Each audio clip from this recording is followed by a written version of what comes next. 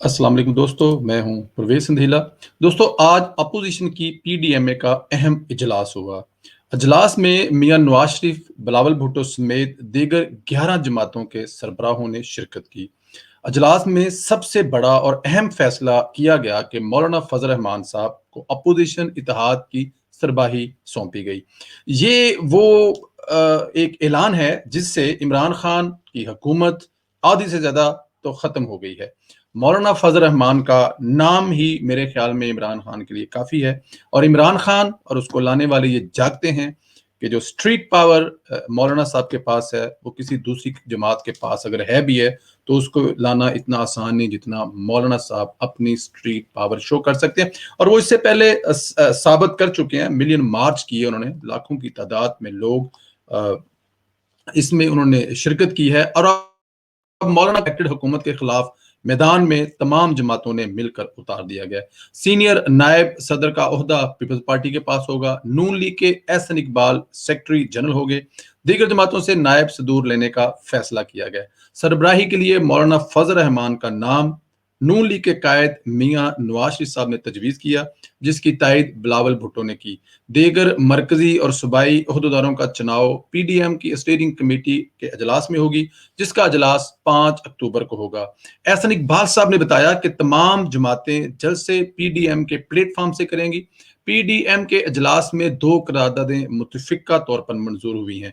पहली करारदाद में यह कहा गया है कि सिलेक्टेड हुकूमत का पीडीएम को भारत से जोड़ना इसके हवास बाहता होने की दलील है। और इसमें कोई शक भी नहीं है, पाकिस्तान में अगर हुकूमत के खिलाफ अपोजिशन प्रोटेस्ट करती है या उसकी गलतियों की निशानदेही करती है, तो कौन दुनिया का बेवकूफ तरून इंसान ये समझेगा कि इसका भारत से तल्लक है। भारत का क्या तल्लक है अपोजिशन जमातों से कि वो हुकूमत के खिलाफ प्रोटेस्ट कर रही हैं? ये तो कोई बात ना हुई। लेकिन क्योंकि घबराए हुए हैं, इनके इनको इनको अब नजर आ रहा है कि इनकी मौत है, इमरान खान और उसके जो लाने वाले हैं, तो इसलिए इसको अब भारत से जोड़ा जा रहा है।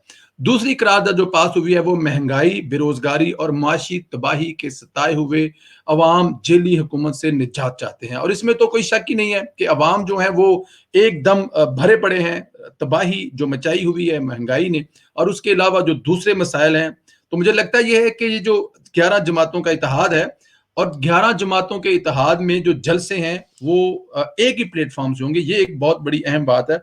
मेरे ख्याल में तो मौलाना फजल रहमान और मरियम नवाज ही काफी हैं, लेकिन यहाँ पे तो 11 जमातें मिल रही हैं। पाकिस्तान पीपल्स पार्टी को सिंध में आप किस तरह इग्नोर नहीं कर सकते, पंजाब में भी उनको आप लोग इग्नोर नहीं कर सकते, केपीके में भी नहीं कर सकते, फिर नून लीग, फिर मौलाना फजल रहमान, इसके अलावा दीगर 8 जमातें जो हैं, जब ये मिलकर हुकूमत के खिलाफ सड़कों पर आएंगी तो मेरे ख्याल में इस हुकूमत के पास जो जवाज खत्म हो जाएगा हुकूमत करने का। नहीं, क्योंकि अवाम जो है इमरान खान के नाम से इस तरह से नफरत कर रहे हैं कि शायद पाकिस्तान की तारीख में इतना नापसंदीदा हुक्मरान कोई भी ना रहा हो जितना इमरान खान है।